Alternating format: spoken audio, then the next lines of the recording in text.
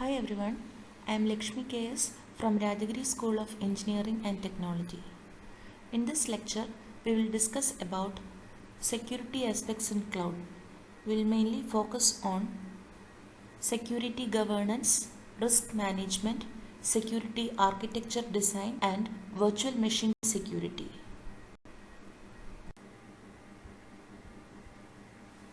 In the previous lecture, we have seen the security issues faced by SaaS providers. To address the security issues, SaaS providers will need to incorporate and enhance their security practices. And they will also need to develop new methods as the cloud computing environment evolves. In this lecture, we will discuss about the baseline security practices that are employed in the SaaS environment. First one is security management. One of the most important actions for a security team is to develop a formal charter for the security organization and program.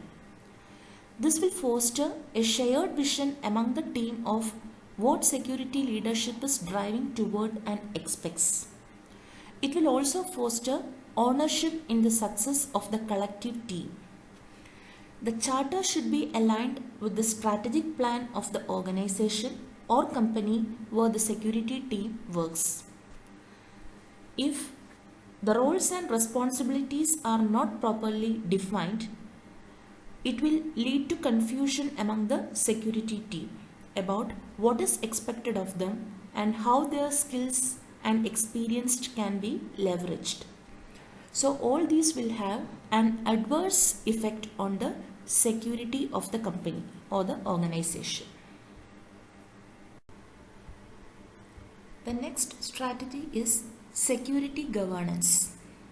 A security steering committee should be developed, and the objective of the security steering committee is to focus on providing guidance about the security measures that needs to be adopted by the organization. And it is the task of security steering committee to formulate the charter for the security team. All the roles and responsibilities of the security team are clearly defined within the charter. And if there is any other groups involved in performing security related functions, their roles and responsibilities are also included in the charter. And lack of a formalized strategy can lead to unsustainable operating model. So, if the security governance is not given proper attention, then the key needs of the business will not be met. Lack of proper governance and management of duties can result in potential security risk being left unaddressed. So, the opportunities to improve the business will be missed because the security team is not focused on the key security functions and activities that are critical to business. The next strategy employed by SaaS providers is risk management. Effective risk management includes identification of technology assets, identification of data and its links to business processes, applications and data stores, and assignment of ownership and custodial responsibilities. Actions should include maintaining a repository of information assets. Owners will take care of the authority and accountability for information assets, including protection requirements. And custodians implement confidentiality, integrity, availability and privacy controls. So a formal risk assessment process should be created in order to allocate security resources linked to business continuity. In certain conditions, there is a need for balancing the dueling priorities of business utility and asset protection. So, when such balancing are needed, the information security organization will have to make informed decisions. During such time, security risk assessment is critical. Lack of attention to completing formalized risk assessments can contribute to an increase in the information security audit findings. It can also increase the risk of certification goals, and it will lead to inefficient and ineffective selection of security controls. Therefore, a formal information security risk management process should be there, and this process should proactively assess the information security risk, and it should also plan and manage them on a periodic or as needed basis. More detailed and technical security risk assessments in the form of threat modeling can be applied to applications as well as infrastructure. So by having such threat modeling scheme, it is possible to help the product management and engineering groups to be more proactive in designing and testing the security of applications as well as systems. And threat modeling requires both IT and business process knowledge as well as technical knowledge of applications or systems under the review work.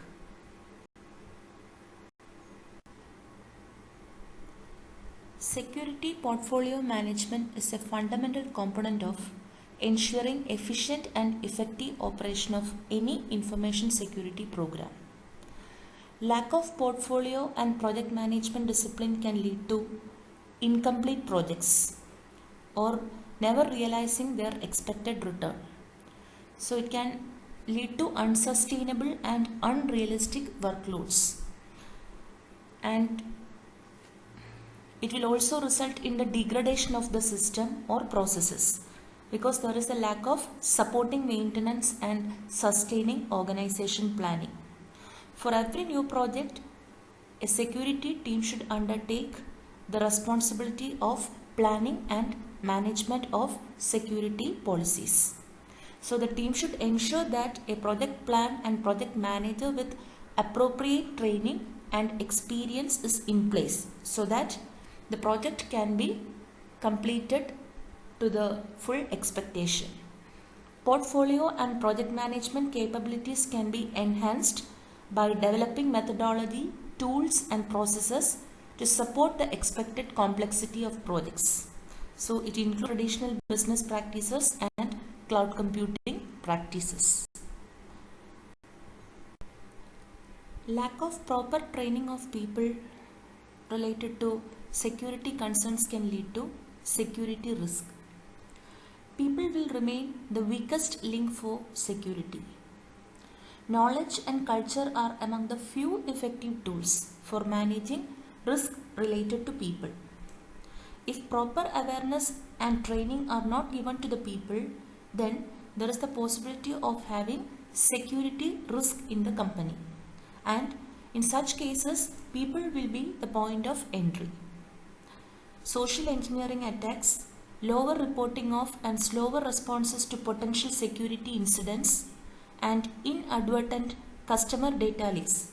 These are all possible and probable risks that may be triggered by lack of an effective security awareness program. And in SaaS organization, the same security awareness program may not be given to all the people. So depending upon the role the individual take in the company, the awareness program given to the people should vary. So it is important to have an information security awareness and training program that tailors the information and training according to the individual's role in the company. For example, security awareness can be provided to development engineers in the form of secure coding and testing. So training can be given in such areas, while customer service representatives can be provided data privacy and security certification awareness training. Ideally, both a generic approach and an individual role approach should be used.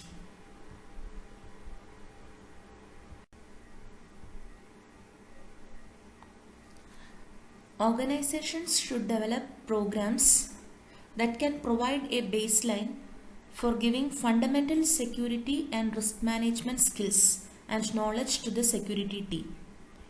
So this should include a formal process for assessing and aligning the skill sets that are needed for the security team. As the cloud computing business model evolves, then the security challenges facing the organization will change. So without adequate training and mentorship programs, security team may not be prepared to address the needs of the business. So therefore, education and training of the security team is needed.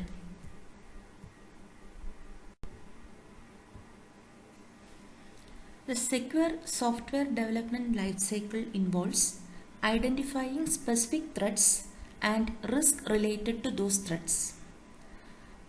It also includes the design and implementation of specific control measures in order to counter these threats, and it assists in managing the risk they pose to the organization as well as the customers.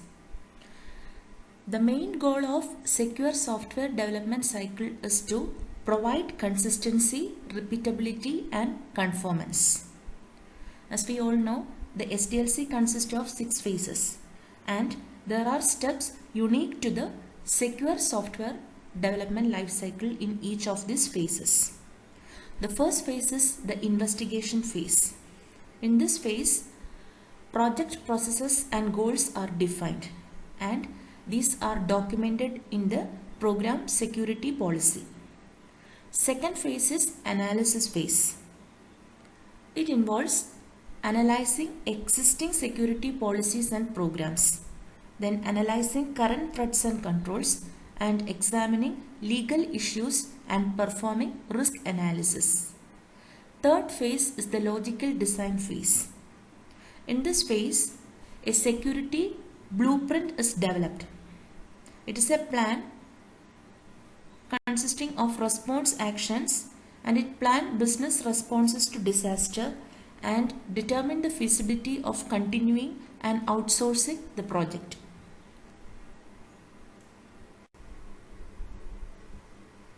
In the fourth phase, technologies are selected to support the security blueprint. A definition of the successful solution is also developed, and physical security measures to support technological solutions are designed and reviewed, and plans are approved. The next phase is the implementation phase. In this phase, security solutions are bought or developed. At the end of this phase, a tested package will be presented to management for approval. And the last phase is the maintenance phase. In response to the changing threats, already developed security measures are constantly monitored, tested, modified, updated and repaired. In the secure software development lifecycle, application code is written in a consistent manner so that it can easily be audited and enhanced. Core application services are provided in a common, structured and repeatable manner.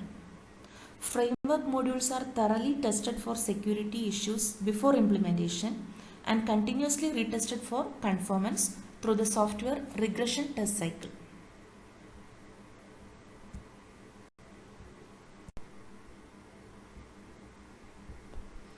In order to implement the security policies, a security architecture framework should be established.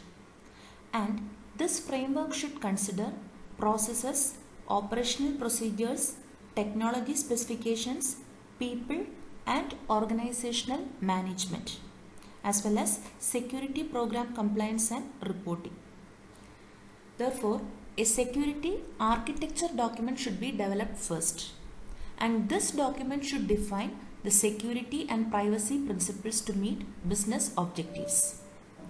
Documentation is required for management controls and metrics specific to asset classification and control, physical security, system access controls, network and computer management, application development and maintenance, business continuity and compliance.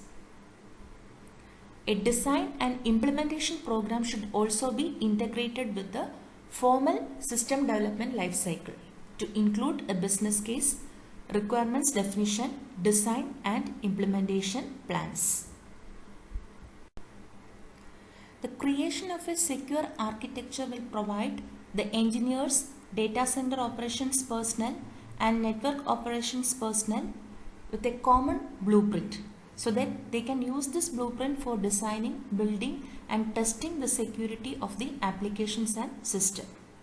Security processes necessary to provide the security services are authentication, authorization, availability, confidentiality, integrity, accountability and privacy. Security will need to be moved to the data levels that enterprises can be sure that their data is protected wherever it goes. For example, with data level security, the enterprise can specify that this data is not allowed to go outside a particular country. It can also force encryption of certain types and permit only specified users to access the data. Application security is one of the critical success factors for a world-class SaaS company.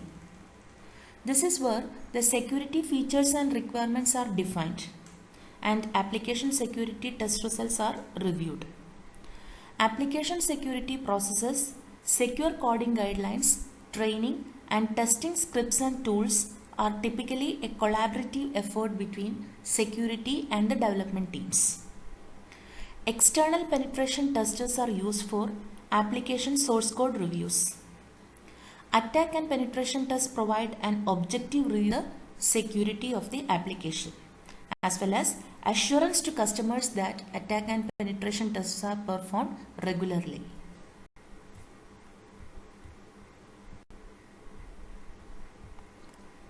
Fragmented and undefined collaboration on application security can result in lower quality design, coding efforts, and testing results.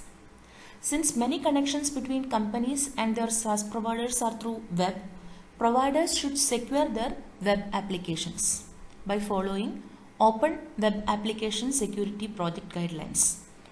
It is for secure application development and locking down ports and unnecessary commands on Linux, Apache, MySQL and PHP stacks in the cloud. LAMP is an open source web development platform. It is also called a web stack. It uses Linux as the operating system and Apache as the web server, MySQL as the relational database management system, and PHP as the object-oriented scripting language. So such type of source web development platform can be used.